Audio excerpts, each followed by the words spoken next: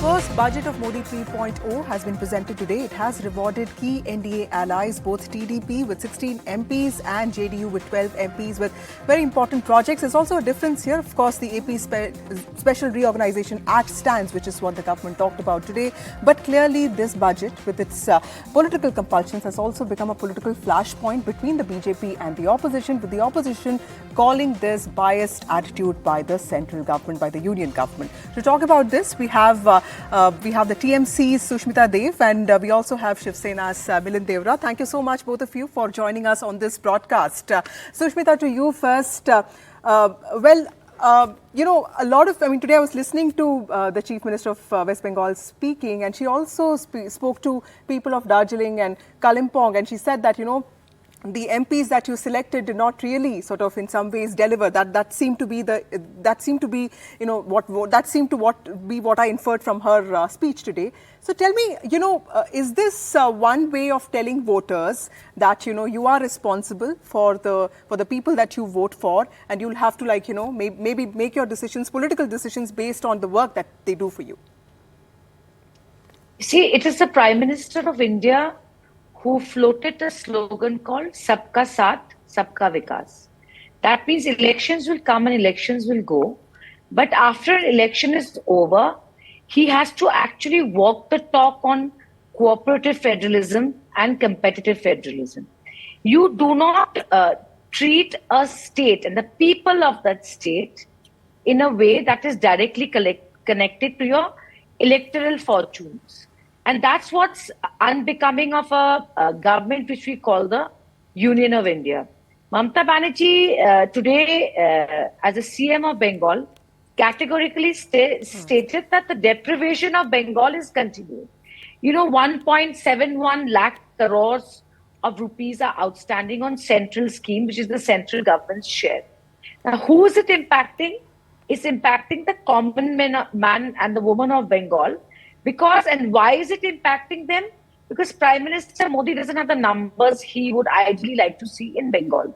So to hear the Finance Minister dedicate a good part of her speech to Bihar and Andhra and not hear the name of the other states when it comes to giving them a package or giving them some sort of a enhancing scheme which will promote their economy or help the rural or the urban areas of those states is very disheartening. So there is a political budget, and then there is a budget which has to take into account that Viksit Bharat can only happen if the states also progress in the but states. But if the centre decides to diplomatically talk with Nepal and in some ways address the problem of flood management in Nepal, in India, in Bihar, it's actually good for Bihar also, Bihar and Bengal also, right? These are bordering states. So in some ways, at some point, there is also a need to rise above politics, isn't it, on both sides? You see, recently Prime Minister Modi met Sheikh Hasina about the Farakka Dam. If you're talking about cooperative federalism, shouldn't he have consulted the Chief Minister of Bengal? So you can't work in a selective manner.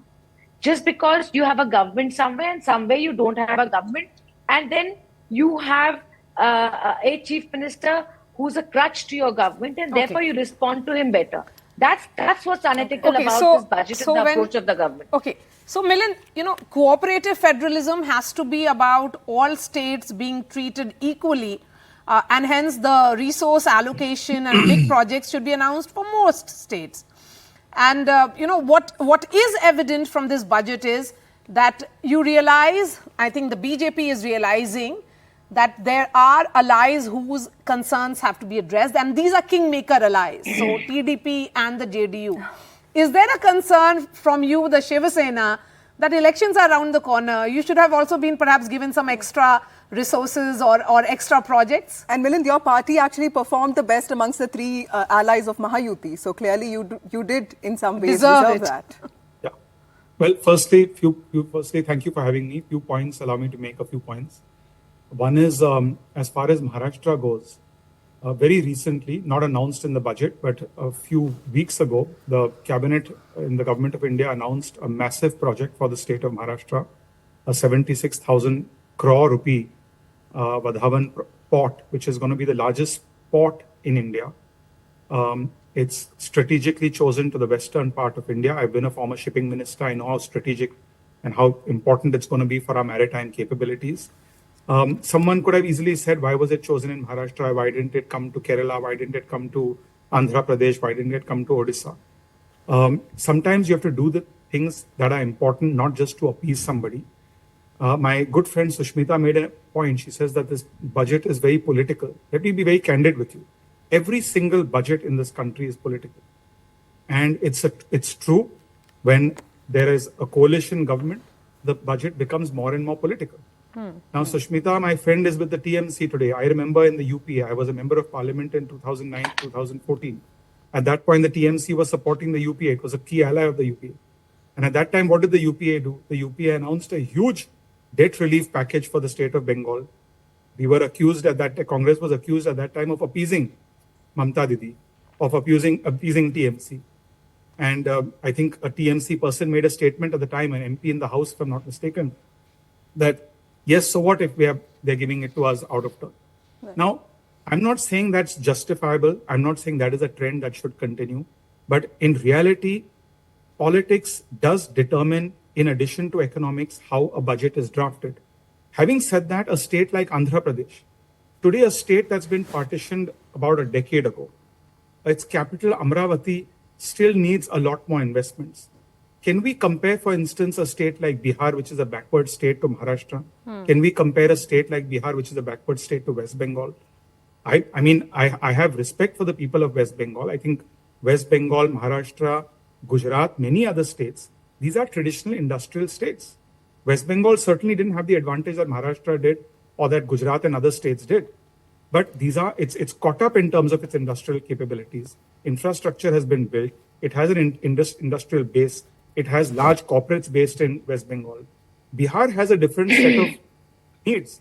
And if the government of the day is investing in a state like Bihar, is investing in Andhra Pradesh to serve its capital, to strengthen its capital, what is wrong? Happening also because allow me to make Nitish Kumar is an alliance partner.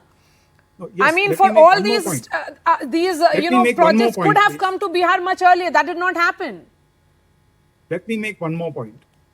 Andhra Pradesh, for instance, the Congress party for the last few weeks has been demanding a special package for Andhra Pradesh. Now, when the government announces a special package, then you say it's politicization, then you say it's Kursi Bachao Yojana, and you make statements like that. If you don't announce a package, I'm sure the Congress then would have said, why haven't you announced a special package for Andhra Pradesh?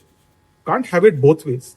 That's why what I said is, let's keep politics out of the way. TMC has also benefited in the past from supporting the UPA government and getting the finance minister has said the East. And has it's not just about Bihar, it's also about Bengal, Odisha and Andhra Pradesh. So in that eastern region, Bengal and Odisha also is included, and Bengal, the state which Mamata Banerjee represents, Sushmita. Absolutely. Bengal, Odisha, Assam. To mitigate flood measures in Assam. Assam is also an important state which gets affected by floods. Now, can someone say, because it's a BJP ruled state? Okay, let me ask Let's a keep different politics question out. This is a Sushmita, the elections are over now. Sushmita, your party has proved a point. BJP has just about 12 MPs, so that is a point that TMC has proved. Is it time to go back to those original ties that TMC and BJP originally had? Because Bengal is an important state. The Prime Minister has often spoken about it with a lot of grace and affection. Do you sometimes think that probably it's also time to maintain a cordial relationship with the centre so that the state also gets what it deserves without any open animosity? See, Vasudha, I'll tell you something. Let me put on record the fact that the December of last year, Chief Minister Mamata Banerjee came to Delhi and met the Honorable Prime Minister. Doesn't matter what the electoral politics of Bengal and BJP and Trinamool is. It's not like she hasn't approached the Prime Minister and to explain to him what she needs and what the people of Bengal are demanding. But the fact is, when you take two states like Bengal, where there's TMC, and let's say Uttar Pradesh, where there's a BJP government, in a similar situation, the two states are treated differently. That's discriminatory. Today, you're telling the people of Bengal that Mamata Banerjee's government has issued fake NREGA cards. But when the number of fake NREGA cards are similar in UP and Gujarat, there are no inquiries and money is not stalled. That's the kind of discrimination that doesn't just hurt the country, it hurts the nation. Because the Union of India is made out of these states. Now, I'm just saying, I mean, I do not grudge Bihar, I do not grudge Andhra Pradesh. Milind is right. Andhra Pradesh has lots to, recover from after a new state has been created out of Andhra Pradesh. But I'm just saying that in the finance minister's speech, there should be a sense of parity. Yeah. So you cannot just mention the two states who are supporting you. And I think the reason Maharashtra found no space in it, because although Eknath Shinde group may have done better relatively, but they have not delivered. Let's face it. Maharashtra, I think NCP, Congress, right, I have done much better. So I agree with Milind that politics is connected to budget, but it has that narrative has to end somewhere. Okay, Milind, although we understand that there is a AP Reorganization Act and all. Some days ago, Shuvendu Adhikari, a leader from Bengal, said, "Jo hamare saath hain, hum unke saath hain." So clearly, while the budget has its compulsions, the political message of this, actually, the one that gets driven around by workers, will be slightly different, and that might actually lead to discrimination that Sushmita is talking about. Look, let me try to elevate the political discussion, not the economic discussion, the political discussion beyond West Bengal and Maharashtra and this petty politics. Let me try to paint a little picture of where India is today. Firstly, global growth is at 3% per annum on average. India is poised to grow around 7%. We should be happy about that. Number one. Number two, for the last 25 years, much of the world, especially the developed world, the Western world, have moved their manufacturing base entirely to a country called China. Today, the entire world is reworking their supply chains, trying to bring investments back into their country. Right. They are adopting what is called a China Plus One strategy, where they are moving manufacturing, keeping manufacturing in China, but also moving manufacturing to countries like India. Some countries and some companies are adopting an ABC strategy, anywhere but China.